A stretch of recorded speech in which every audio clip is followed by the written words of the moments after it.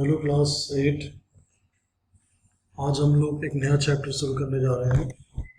उसके पहले जो हम लोगों ने चैप्टर फिनिश किया था वो था ह्यूमिडिटी एंड क्लाउड्स।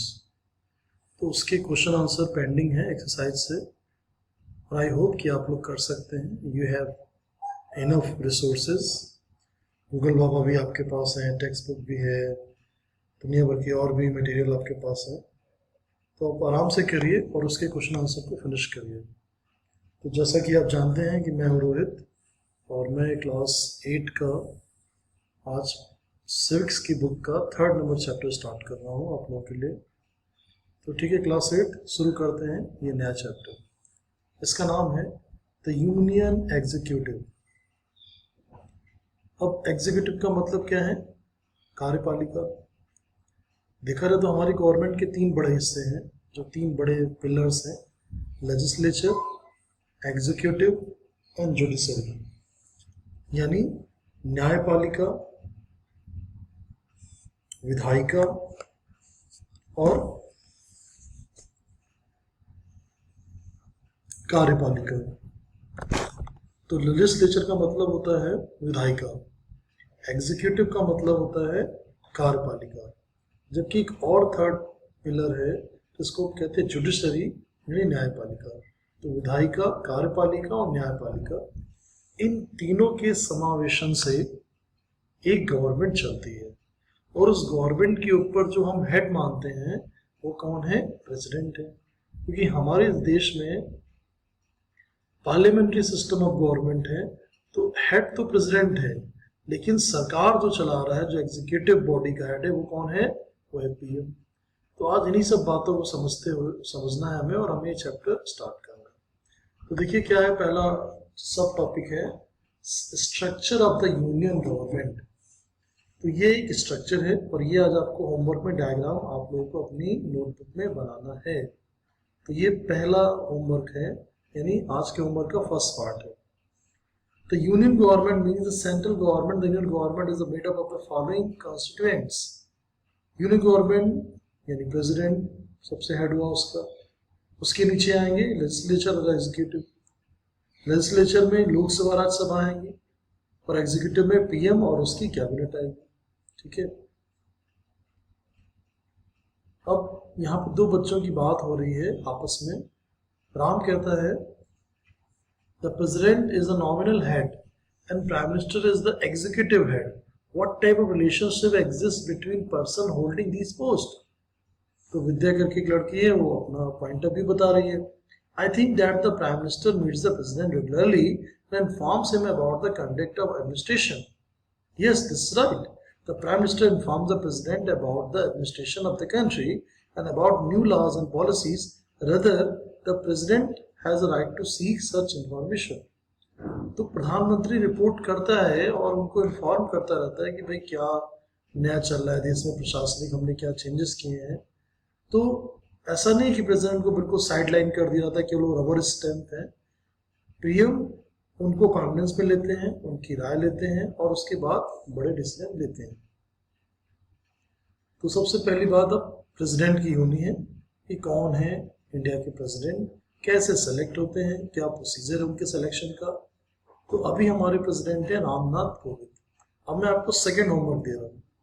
अब मुझे एक लिस्ट बना के दीजिए गूगल बाबा की हेल्प से। आप सबके पास बहुत सारे रिसोर्सेज हैं, आजकल के बच्चे बहुत स्मार्ट हैं, मुझे पता है।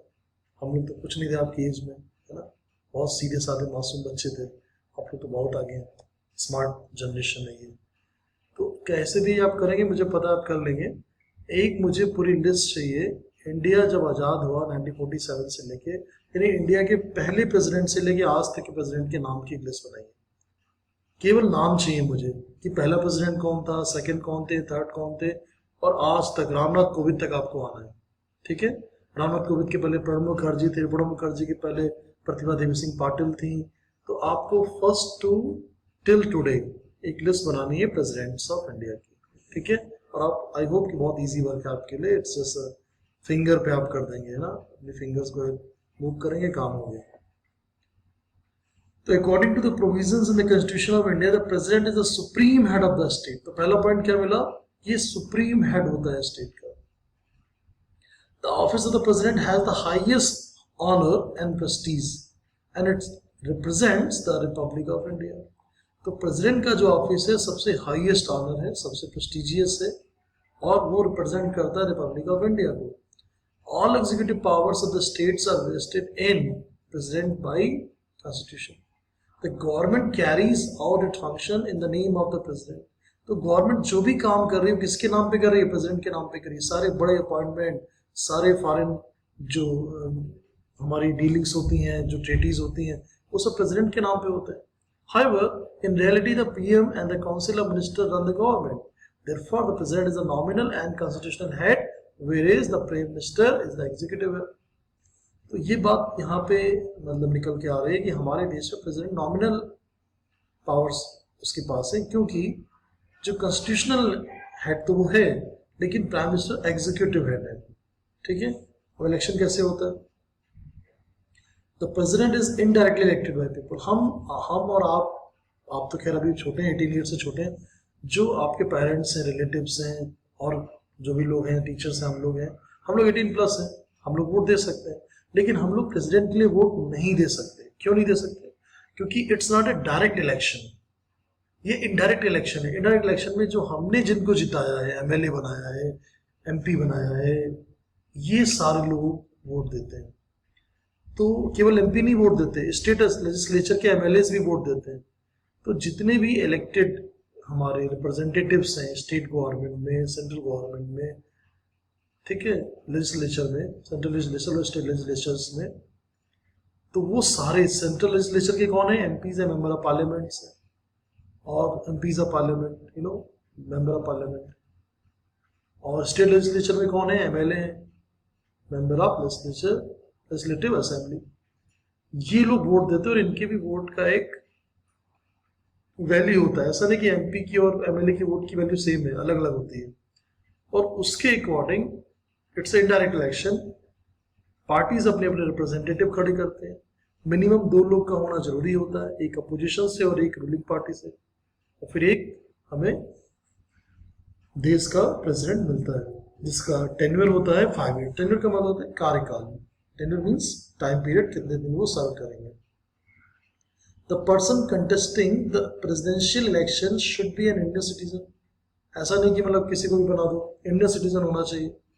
whose age should be at least 35 years. 35 years minimum age, यानी ये नहीं कि 25 साल का प्रेसिडेंट बन जाएगा नहीं उनका बच्चा, नहीं, 35 साल तो मिनिमम एज है. उसके ऊपर कोई लिमिट ही नहीं है जब तक वो हेल्दी है. तो मिनिमम एज का प्रावधान है कि 35 ईयर्स से कम नहीं होना चाहिए.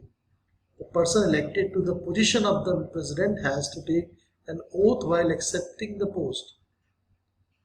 और प्रेसिडेंट को ओथ लेनी होती है, उस सेरेमनी होती है. अब क्वेश्चन ये आता है 35 ईयर्स ही क्यों रखी गई?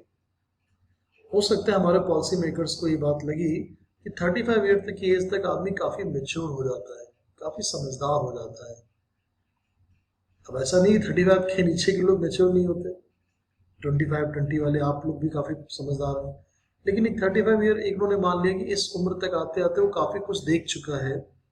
अब जैसे मैं भी 35 प्लस हो गया, थोड़ा सा भी आगे पीछे, तो जो इतनी मेच्योरिटी आ जाती है, एक्सपीरियंस आ जाता है, तो आदमी अपने आप को और कुछ बड़े फैसले लेने के लिए उसको तोल सकता है कि क्या सही होगा, क्या, और वो डिसाइड कर सकता है what is right and what is wrong. तो उसके पास ज्यादा मेच्योरिटी है. तो 35 ईयर इसलिए शायद मुझे लगता है कि मिनिमम एक एज का क्राइटेरिया रखा गया. तो उस सेरेमनी हो जाएगी प्रेसिडेंट की. उसके बाद उसकी रिस्पॉन्सिबिलिटी होगी कि वो कॉन्स्टिट्यूशन को प्रोटेक्ट करे, इंश्योर करे कि गवर्नमेंट अपना काम कॉन्स्टिट्यूशन के अकॉर्डिंग चले. The president governs in accordance with the advice given by PM and cabinet. Council of minister को कैबिनेट कहते हैं. और प्रेसिडेंट किसके साथ बैलेंस बनाएगा, टाइप करेगा, कोऑर्डिनेशन करेगा पीएम के साथ. पीएम को भी करना होगा क्योंकि बिना प्रेसिडेंट के साइन के कोई ला बन ही नहीं सकता. The responsibility of protecting the constitution is shouldered by the president. Constitution को प्रोटेक्ट करने की जिम्मेदारी जिसके कंधों पे है वो कौन है? वो प्रेसिडेंट है. But if any act of president violate the constitution then the parliament has authority to remove the president. अब हमारे कॉन्स्टिट्यूशन देखिए एक और प्रावधान है, एक और अमेंड किया गया है, प्रोविजन है कि अगर प्रेसिडेंट अपना काम नहीं कर रहा है, कॉन्स्टिट्यूशन को वायलेट कर रहा है, तो पूरी पार्लियामेंट को, यानी लोकसभा और राज्यसभा दोनों को मिलाकर वो इम्पीचमेंट ला सकते हैं, मतलब महाभियोग ला सकते हैं और प्रेसिडेंट को रिमूव भी कर सकते हैं। लेकिन ऐसा आज तक हमारे देश में नहीं हुआ और ये अच्छा साइन है। तो removing the president from before his tenure, इसको हम बोलते हैं, this process known as impeachment. यहाँ पे देखिए लिखा है इम्पीचमेंट। तो थर्ड आपका होमवर्क क्या है कि इम्पीचमेंट की सिंपल डेफिनेशन कहीं से निकालिए और लिखिए। तो पहला होमवर्क का पार्ट क्या था आपका कि आपको ये डायग्राम बनाना है। दूसरा, आपको सारे प्रेसिडेंट के नाम लिखने हैं फर्स्ट से लेके आज तक। और तीसरा होमवर्क का पार्ट क्या है, आपको इम्पीचमेंट के बारे में लिखना है।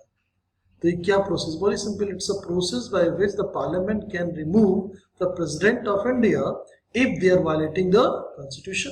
हो गया, खत्म। Anyone house can lay the charges of violation of the constitution and the investigation of the charge is carried out by the other house.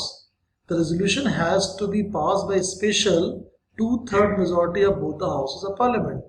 लेकिन ऐसा नहीं है बस पार्लियामेंट में कुछ लोगों ने चाहा, 2/3 मेजोरिटी एग्री होनी चाहिए, तब जाके इम्पीचमेंट होगा। ठीक है, चलिए आज के लिए हमने इतना सीखा है। तो आज आपको ये टेबल बनानी है और सारे प्रेसिडेंट के नाम लिखने हैं और इम्पीचमेंट की डेफिनेशन इस पैराग्राफ से आप इसको सिंप्लीफाई करके निकाल सकते हैं। ठीक है, so thank you so much, have a nice day, till then bye.